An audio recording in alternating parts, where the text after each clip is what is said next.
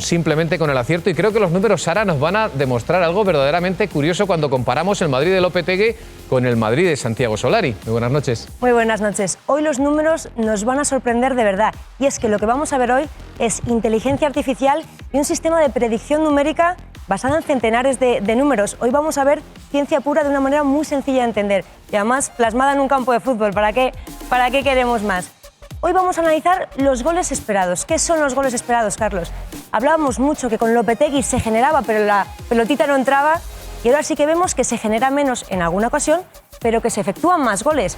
¿Qué puede haber detrás de todo esto? ¿Cómo podemos analizar de una manera, como digo, absolutamente científica todo esto? Lo primero, esta sección hoy la vamos a hacer de la mano de Driblab, es Salvador Carmona, que le conocemos muchos de nosotros, uno de los mayores expertos en Big Data deportivo, nos va a ayudar a hacer este análisis. Vamos a explicar primero qué es lo que vamos a ver en esta sección. Cuando vemos esferas muy grandes, es que la oportunidad de tiro es muy clara, es muy sencilla.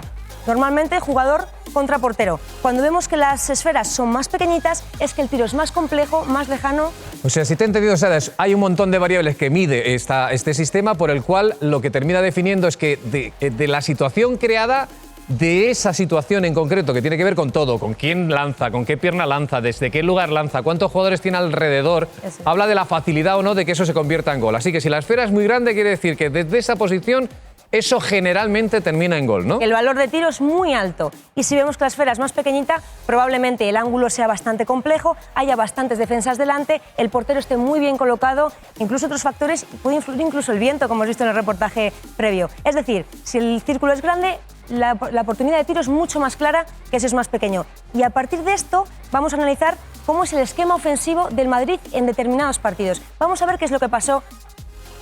Por ejemplo, en este encuentro hemos cogido dos ejemplos absolutamente dispares para entenderlo. El Real Madrid pierde 1-2 contra el Levante, pero su esquema de ataque es el que estamos viendo. En rojo, el único gol que marca, que como veis no es el más claro, pero como veis esos círculos enormes delante de la portería. Es decir, que con el juego que realizó generó unas ocasiones que normalmente se tendrían que haber traducido en muchos más goles de los que marcó.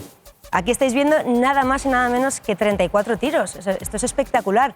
Es una eficacia en tiro muy grande, pero de cara al gol vemos que es prácticamente nula. Pero ahora vamos a ver una comparativa distinta. Aquí sí que está Solari y además lo tenemos absolutamente reciente. Huesca 0, Real Madrid 1. Genera 5 tiros. La creación de juego es evidentemente mucho menor. Y además, como veis, el gol que entra, el círculo es muy pequeñito, con lo cual la complejidad del tiro era enorme. Era un tiro que probablemente se efectuaría, como veis, desde un ángulo complicado, con defensas delante y en un posicionamiento controvertido para el Real Madrid. O sea, no solamente son pocos, sino además desde situaciones creadas, digamos, de no demasiada claridad.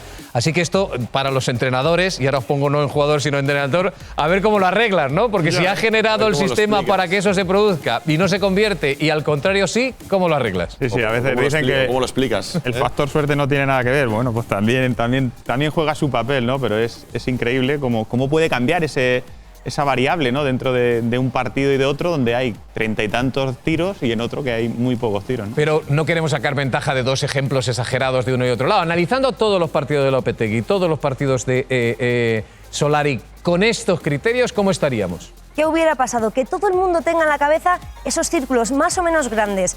Vamos a ver, Lopetegui disputó 10 partidos, Solari 5, el doble. Vamos a partir de ese baremo.